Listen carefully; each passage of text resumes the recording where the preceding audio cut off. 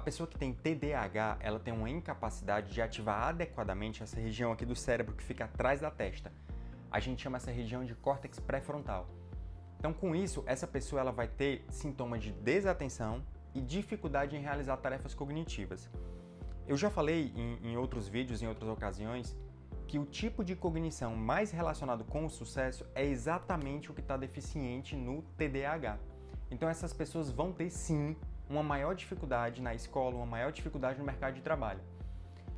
Quando eu falo assim para você cognição, né, esse termo, pode ser que você fique meio confuso porque é um termo que algumas pessoas nunca ouviram falar. Eu vou explicar de maneira simples. A cognição, elas são as funções do nosso cérebro que nos distinguem, que nos diferencia de um animal comum. É exatamente por essa razão que elas são consideradas funções superiores. Só para você exemplificar, só para você entender. Memória e linguagem são tipos de funções cognitivas. Existem várias. Você percebe que a nossa capacidade de lembrar das coisas da infância ou de lembrar das coisas que eu fiz ontem ou antes de ontem é infinitamente superior à de um chimpanzé, por exemplo? Você concorda que a minha capacidade de escrever, de ler, de me comunicar, de me expressar através da linguagem corporal é muito superior à de um cachorro, de um gato? Então, essas funções é o que a gente chama de cognição. E são essas funções que fazem a gente ser o que a gente é, né? Somos seres humanos evoluídos, superiores. Agora sim, de todas as funções da cognição, são várias, tem uma que tem uma relação direta com o sucesso, que é a capacidade que a gente tem de planejar, de executar e de monitorizar uma tarefa. Por que monitorizar? Porque quando eu começo a executar a tarefa e alguma coisa sai errado, eu tenho uma capacidade de bolar outro plano para poder o objetivo final ser alcançado. Então, essas funções a gente chama de funções executivas, que é um dos tipos da cognição. Agora vamos lá. Você concorda comigo que organização e planejamento, se você não tiver, sai tudo errado, sai tudo bagunçado? Até numa tarefa simples, como por exemplo você fazer um café. É um passo a passo. Você precisa separar a panela, colocar a água na panela, ligar o fogo, colocar a panela no fogo. Só quando a água estiver fervendo é que você vai pegar a água e vai colocar no pó. Então existe um passo a passo, existe um planejamento, existe uma organização. Essas funções, né, de planejar, executar, eu estou monitorizando se está dando certo, se não está dando certo. Então, isso a gente chama de funções executivas. E como eu falei, é um tipo de todas as funções cognitivas que existem no meu cérebro. Outra função cognitiva, a memória, a linguagem, como eu exemplifiquei há pouco tempo. E a função executiva, que é a que tem uma relação direta com o sucesso, que é a que está relacionada com um prejuízo, né, no TDAH, que é a que está com disfunção, exige a necessidade de atenção. Se você não tiver um foco de atenção no momento em que você está executando uma tarefa, no momento em que você está fazendo uma tarefa de múltiplos passos, tudo sai bagunçado, porque você está lá executando, você está lá fazendo um café, aí você se distrai com barulho, aí você se distrai com o barulho do celular, ou então vai olhar o celular. Então isso é falta de atenção, e a atenção ela é fundamental para as funções executivas. Agora vamos lá. Por que isso acontece? Será que tem uma explicação cerebral? Será que existe uma explicação de mecanismo neuronal? Existe. É exatamente o que eu vou explicar. Funciona assim, ó. O córtex pré-frontal, ele é como se fosse um maestro de uma grande orquestra, uma orquestra chamada cérebro. A todo momento chega informação para ser processada por esse maestro. Toda hora está vindo informação.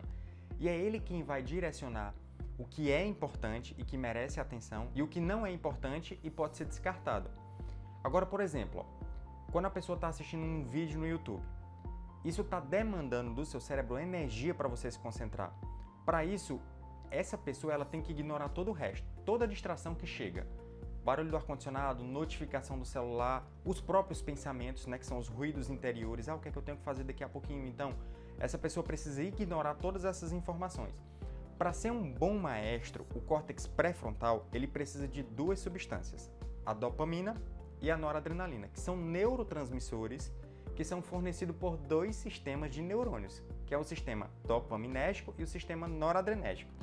Pode ter ficado complicado, mas eu vou explicar de maneira bem mastigadinha. Funciona assim. O sistema dopaminérgico, eles são neurônios, são fiozinhos, tá? Falando de maneira muito simples, que vai até o córtex pré-frontal, essa região que fica atrás da testa, e fornece a dopamina, que é uma substânciazinha, um neurotransmissor.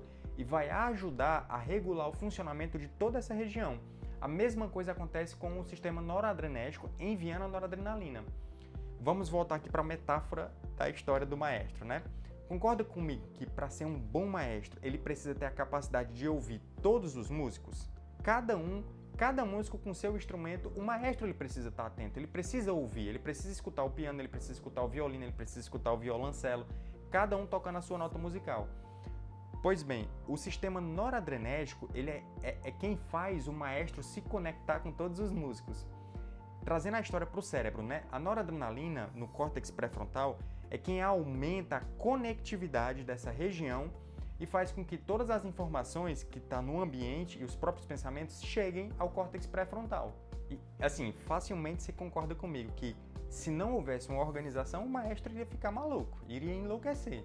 Com tanta informação que chega, ele não iria saber o que é importante. Do mesmo jeito que você assistindo o vídeo, barulho do ar-condicionado, pensamentos, o que é que eu tenho que fazer, notificações do celular. Então, se você não soubesse o que é importante naquele momento, do que você está fazendo naquela hora, a pessoa enlouquece, a pessoa fica fazendo tudo de uma maneira desorganizada.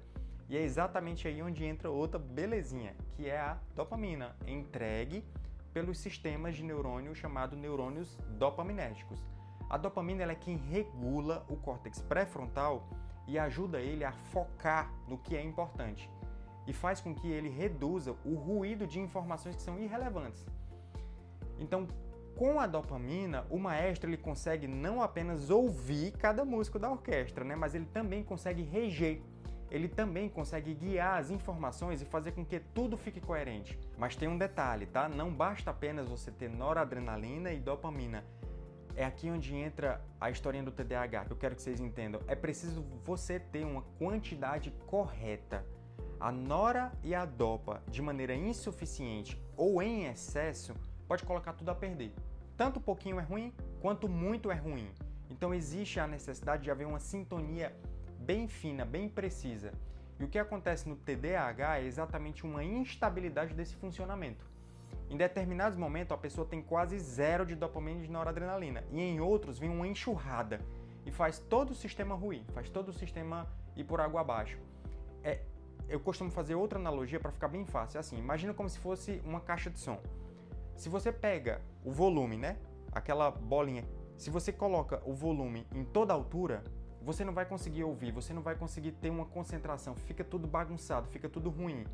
Do mesmo jeito, excesso de noradrenalina e de dopamina é ruim para a concentração, para a atenção, para as funções executivas. Do mesmo jeito, se você coloca o volume bem baixinho, você não vai conseguir ouvir. Então, existe a necessidade de haver uma sintonia perfeita, um ajuste fino. E no TDAH não existe essa sintonia. E isso é da pessoa, é uma característica do cérebro dessa pessoa, não é uma doença, é uma característica, é a maneira como esse cérebro funciona. Só que como a gente está em uma sociedade que é altamente competitiva, onde é fundamental você ter uma execução organizada de tarefas, né? Você ter uma rotina, essas pessoas elas começam a entrar em sofrimento, porque elas vão ter dificuldade em prestar atenção numa sala de aula, elas vão ter dificuldade em se organizar para estudar para uma prova, elas vão ter dificuldade na organização num trabalho, por exemplo, vão cometer erros com mais facilidade. Então, com isso, por conta disso, elas caem facilmente nas garras da ansiedade, da depressão e do abuso de substâncias. Existem vários estudos que mostram, né, que são as pessoas com TDAH, elas têm um risco maior de se envolver em acidente, de cometer erros no trânsito, de cometer erros no trabalho, e com isso elas começam a se frustrarem, e isso gera um sofrimento emocional, mas o lado bom de tudo isso é que existe tratamento para isso, existe medicações que ajudam a ajustar de maneira fina essa sintonia que é necessária entre dopamina e noradrenalina, fazendo com que a pessoa volte a ter uma capacidade melhor de organização e de atenção, tá?